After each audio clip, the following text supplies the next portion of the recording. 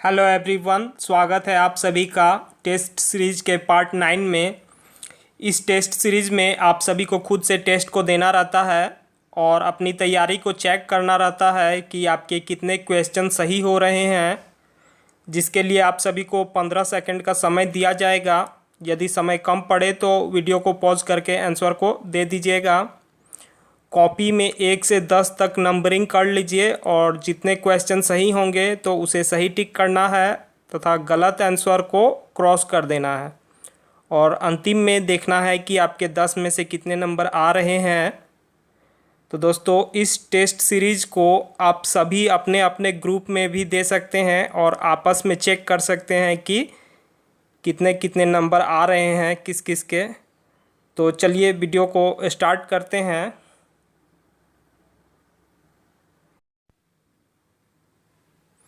Question number 1 में है, fuse को कहाँ लगाया जाता है।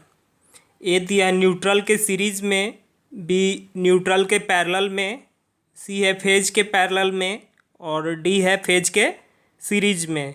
तो इसका आंसर दीजिए आप लोग।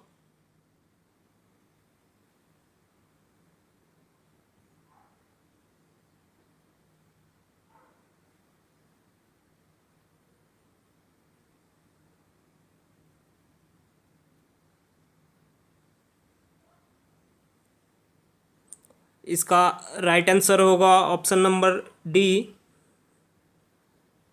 फेज के सीरीज में। फ्यूज को हम लोग लगाते हैं फेज के सीरीज में लगाते हैं। चलिए नेक्स्ट है,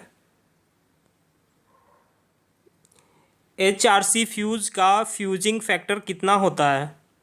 ए दिया है 1.8, बी दिया है 1.5, सी है 1.1 और डी है 1.4। तो इसका राइट आंसर दीजिए।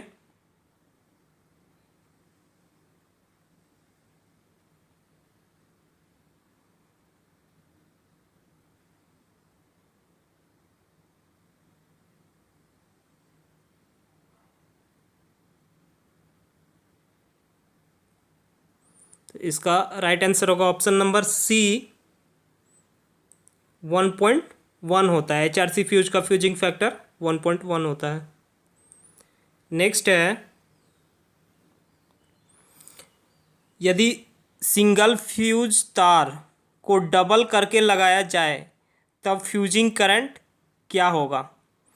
कह रहा है यदि सिंगल फ्यूज का जो वायर होता है उसको डबल करके लगा दिया जाए तब फ्यूजिंग करंट क्या होगा। तो ऑप्शन ए में है ए दोगुना होगा, बी पहले के बराबर होगा और सी है पहले से कम और डी है दोनों के योग से कम होगा। तो आंसर दीजिए इसका।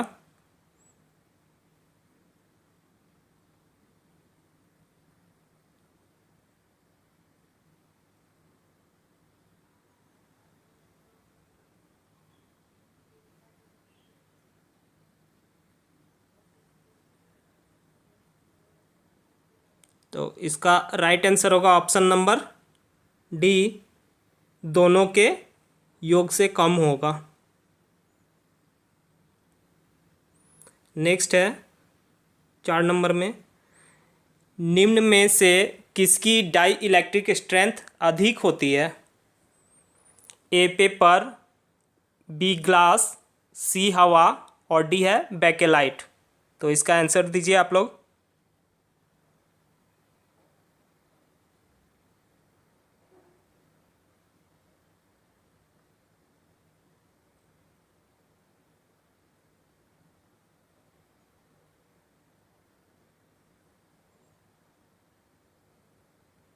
तो इसका राइट आंसर होगा option number D, bakelite. Bakelite की डाई इलेक्ट्रिक स्ट्रेंथ अधिक होती है। नेक्स्ट है 5 नंबर में, जिन पदार्थ की रिटेंटिविटी अधिक होती है उसे किस प्रकार की मैग्नेट बनाने के लिए प्रयोग करते हैं। ए दिया स्थायी चुंबक, बी है बार मैग्नेट, सी है इलेक्ट्रोमैग्नेट और डी है पारामैग्नेट। तो आंसर दीजिए इसका।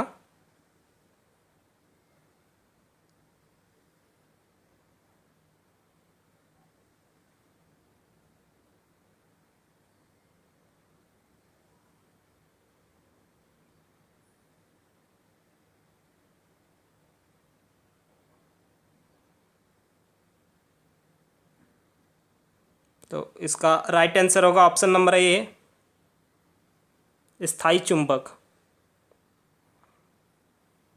जिन पदार्थों की रिटेंटिविटी अधिक होती है उसे स्थायी चुंबक प्रकार के मैग्नेट बनाने में यूज करते हैं। यानी रिटेंटिविटी का मतलब हो गया धारण क्षमता अधिक होती है जिस पदार्थ में, तो उसे स्थायी चुंबक बनाया जाता है। नेक्स्ट हो जाएगा 6 नंबर में, असंतुलित लोड को नाप सकते हैं। ये बहुत इम्पोर्टेंट क्वेश्चन है ये वाला।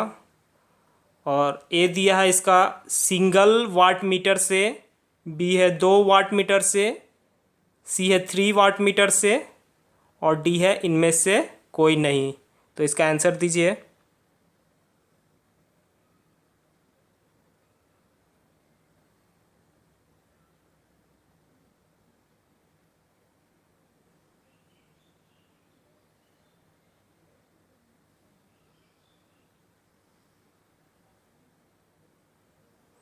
इसका राइट आंसर होगा option number C, 3 watt meter से असंतुलित लोड को माप सकते हैं और संतुलित लोड को मापते हैं सिंगल वाट मीटर से। नेक्स्ट है, घरों की अर्थिंग के लिए किस से कम साइज का तार प्रयोग नहीं होना चाहिए। ए है 8 स्टैंडर्ड वायर गेज, बी है 10 स्टैंडर्ड वायर गेज, सी है 14 स्टैंडर्ड वायर गेज, और डी है 18 स्टैंडर्ड वायर गेज। तो आंसर दीजिए इसका।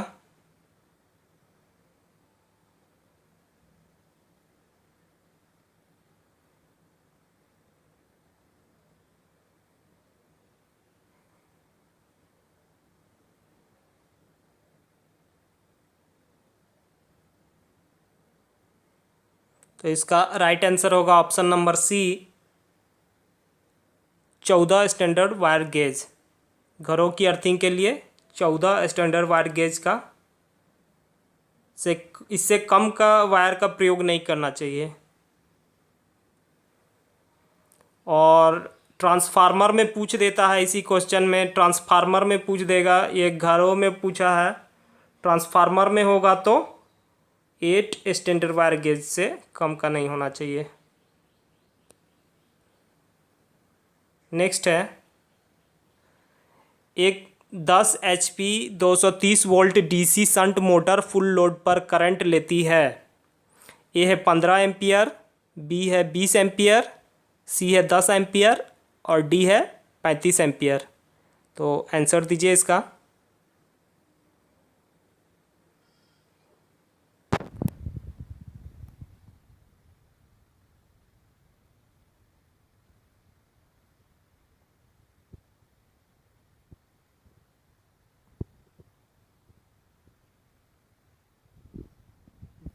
राइट आंसर होगा ऑप्शन नंबर ए, 15 एम्पियर।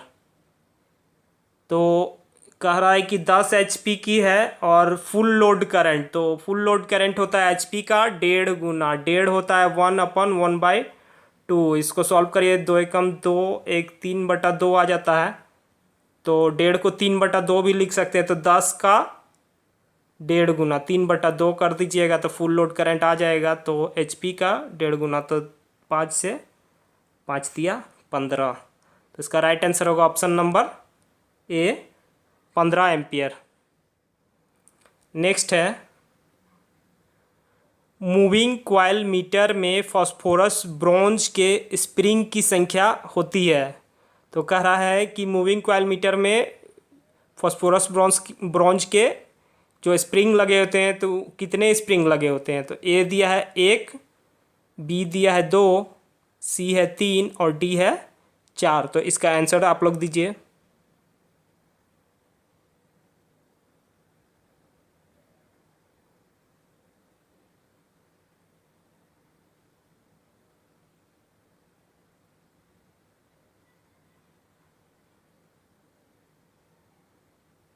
तो इसका राइट आंसर होगा ऑप्शन नंबर बी, 2 स्प्रिंग लगे होते हैं। ये भी बहुत मोस्ट इम्पोर्टेंट क्वेश्चन है, ये भी बहुत बार रिपीट होता है। और चलिए नेक्स्ट देखते हैं। ये लास्ट क्वेश्चन है आज का। सिंगल फेज मोटर में यदि वाइंडिंग स्टेटर की कोर के साथ संपर्क में आ जाए उस अवस्था को क्या कहेंगे? ए short circuit, be open circuit, और सी है अर्थ या ग्राउंड, और डी कहेंगे पूर्ण सर्किट। तो इसका आंसर दीजिए आप लोग।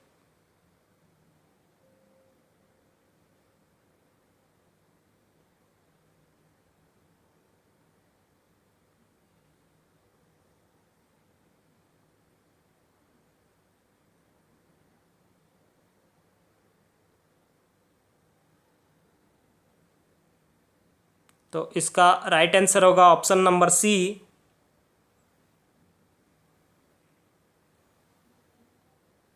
अर्थ ग्राउंड कहते हैं। जब सिंगल फेज मोटर में यदि वाइंडिंग जो स्टेटर की कोर के साथ संपर्क में आ जाता है तो वो ग्राउंड हो जाता है, अर्थ हो जाता है।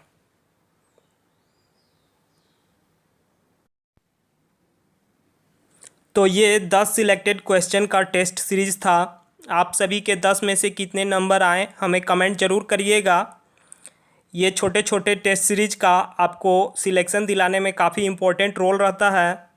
यदि आप कंपटीशन की तैयारी करते हैं तो जहाँ भी टेस्ट देने का मौका मिले तो उसे ज़रूर दें और अपनी तैयारी को कंटिन्यू बनाए रखें। तो दोस्तों, वीडियो पसंद आया हो तो वीडियो को लाइक करें, चैनल पर नए हो तो चैनल को सब्सक्राइब करें। मिलते हैं फिर नेक्स्ट वीडियो में। धन्यवाद।